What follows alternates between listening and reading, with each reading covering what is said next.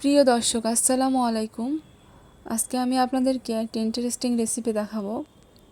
আসলে প্রত্যেকটা ফ্যামিলিতেই মুরগির পাখার অংশটা কেউ খেতে চায় না, কিন্তু এই পাখার অংশটা দিয়েই আজকে আমি আপনাদেরকে এই মজার রেসিপিটা দেখাবো। আমার ফ্রিজে অনেকদিন থেকেই পাখার অংশগুলো গোড়াগড়ি খাচ্ছিল, তো ভাবলাম যে আপনাদেরকে একটা রেসিপি করে দেখাই, এবং এই রেসিপি বাচ্চারা অনেক পছন্দ করবে। দেখুন কত সুন্দর এবং দেখতে কত ইন্টারেস্টিং, খেতেও অনেক টেস্টি। বিকালের নাস্তায় আপনার এই টেস্টি রেসিপিটা রাখতে পারেন। চলুন দেখে নেওয়া যাক আমার এই চিকেন ললিপপটা কাটিং এবং প্রসেসিং।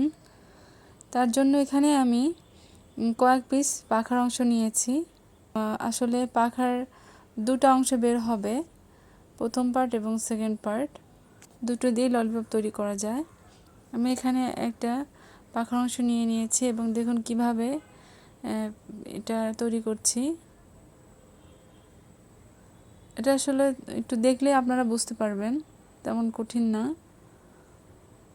আমার একটা তৈরি করা হয়ে গেল, আমি আরেকটা দেখিয়ে দিচ্ছি আপনাদেরকে। আসলে এটা মুখে বলে বোঝানো যাবে না, আপনারা একটু খেয়াল করলে বুঝবেন।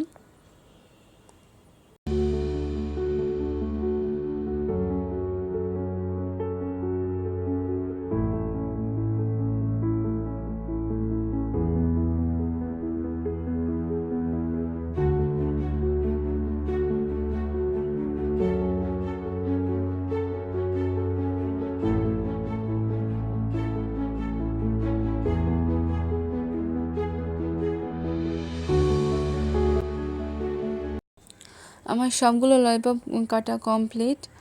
এখন আমি এগুলো ধুয়ে পরিষ্কার করে নিয়েছি। লবণ দিয়ে দিলাম স্বাদ মতো, এবং আদা রসুন বাটা 1 টেবিল চামচ, মরিচের গুঁড়ো 1.5 চা চামচ, 1 টেবিল চামচ সয়া সস দিচ্ছি, এবং 1 চা চামচ গরম মশলা গুঁড়ো এবং লেবুর রস দিয়ে আমি ম্যারিনেট করে রাখবো প্রায় 30 মিনিটের জন্য।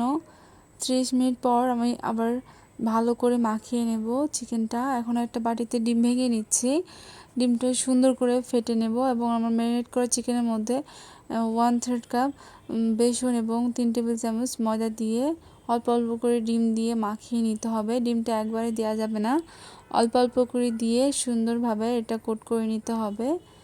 একবার ডিম দিলে নরম হয়ে যাবে, ভালো হবে না। এখন আমি তেলটা গরম করে নিয়েছি লো মিডিয়াম হিটে। এখন আমি সবগুলো চিকেন ললিপপগুলো ভেজে নেব। সময় নিয়ে ভাজতে হবে, তাড়াহুড়ো করলে আসলে ফ্রাইটা ভালো হবে না এবং ভেতরে জুসি হবে না। আমি সুন্দর করে লো হিটে এগুলোকে ভেজে নেব, উল্টে পাল্টে কালার না আসা পর্যন্ত ভেজে নিতে হবে।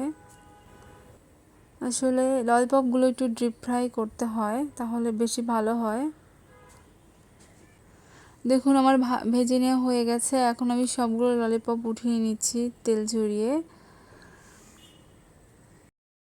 তেল ঝরিয়ে উঠিয়ে নেওয়ার পর আমার যে বাকি ললিপপ ছিল ওগুলো আমি সুন্দর করে ভেজে নেব।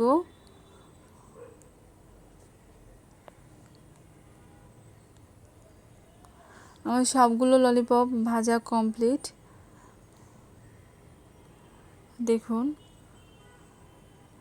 দেখুন এগুলো দেখতেও কতটা ইন্টারেস্টিং, যত ইন্টারেস্টিং দেখতে খেতেও ততটা টেস্টি। দেখুন ভেতরে কতটা জুসি হয়েছে।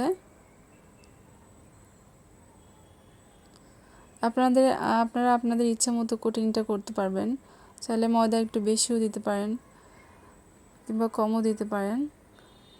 গরম গরম ললিপপের সাথে টমেটো সস অনেক বেশি ভালো লাগে, এবং বাচ্চারা তো খুবই পছন্দ করে এই রেসিপিটা। আপনারা একবার বানিয়ে দেখবেন, তাহলে দেখবেন যে আপনার বাচ্চারা বারবার খেতে চাইবে। আমার এই রেসিপি ফলো করে একবার হলে ট্রাই করে দেখবেন আপনারা।